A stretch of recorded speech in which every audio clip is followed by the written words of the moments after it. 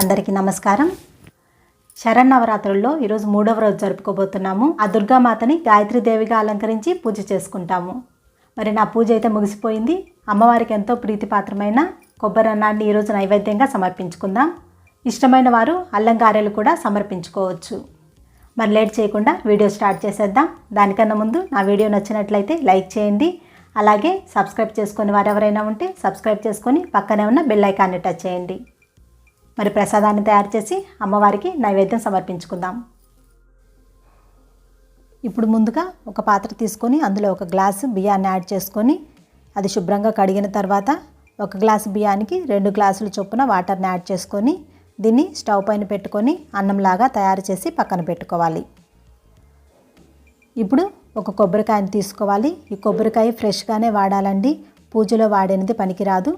ఫ్రెష్గా తీసుకొని దాన్ని పగలకొట్టి నేనైతే ఒక చిప్పని తురిమి పెట్టుకున్నాను. మీరు కావాలంటే మొత్తం కొబ్బరిని కూడా యాడ్ చేసుకోవచ్చు. మీరు క్వాంటిటీని బట్టి చూసుకోండి.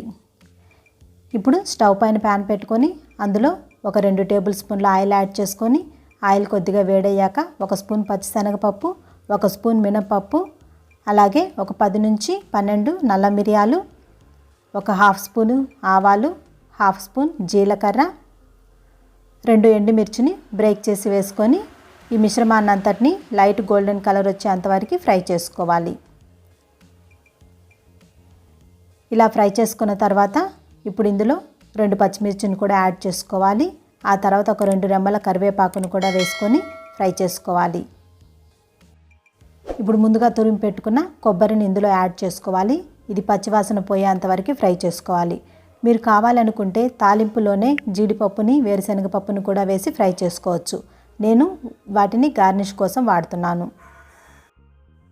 ఇలా సిమ్లో ఒక 2 మినిట్స్ ఫ్రై చేసుకున్న తర్వాత ఇందులో ఒక హాఫ్ స్పూను సాల్ట్ని యాడ్ చేసుకోవాలి. అలాగే ఒక చిటికెడు ఇంగువను కూడా యాడ్ చేసుకోవాలి. ఈ మిశ్రమాన్ని అంతటిని మరొక 30 సెకండ్స్ పాటు ఫ్రై చేసుకోవాలి. ఇలా ఫ్రై చేసుకున్న తర్వాత మనం ముందుగా కుక్ చేసి పెట్టుకున్న రైస్ని యాడ్ చేసుకొని కొబ్బరి మిశ్రమం అంతా రైస్లో బాగా కలిసేలాగా కలుపుకోవాలి. ఈ ప్రసాదం చేయటం అయితే చాలా ఈజీ, చాలా తేలిక కూడా. దీంతో పాటు ఓపిక ఉన్న వాళ్ళు అల్లం గారెలను కూడా అమ్మవారికి ప్రసాదిస్తే ఎంతో మేలు జరుగుతుంది. ఇప్పుడు ఇలా కలుపుకున్న రైస్ని 1 నిమిషం పాటు సిమ్లో కుక్ చేసుకొని ఆ తర్వాత మళ్ళీ ఒకసారి మిశ్రమాన్ని అంతటిని కలిపేసుకొని సర్వింగ్ బౌల్లోకి తీసుకోవాలి. ఇదంతా సర్వింగ్ బౌల్లోకి తీసుకున్న తర్వాత జీడిపప్పు, వేరుశనగ పప్పుతో గార్నిష్ చేసుకోవచ్చు. మరి నా వీడియో నచ్చినట్లయితే లైక్ చేయటం మాత్రం మర్చిపోకండి. అలాగే ఫ్రెండ్స్కి, ఫ్యామిలీ మెంబర్స్కి షేర్ చేయండి. సబ్స్క్రైబ్ చేసుకొని వారు ఎవరైనా ఉంటే సబ్స్క్రైబ్ చేసుకొని పక్కనే ఉన్న బెల్ ఐకాన్ని టచ్ చేయండి.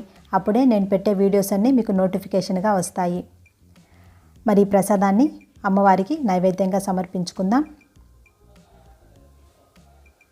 Thank you for watching.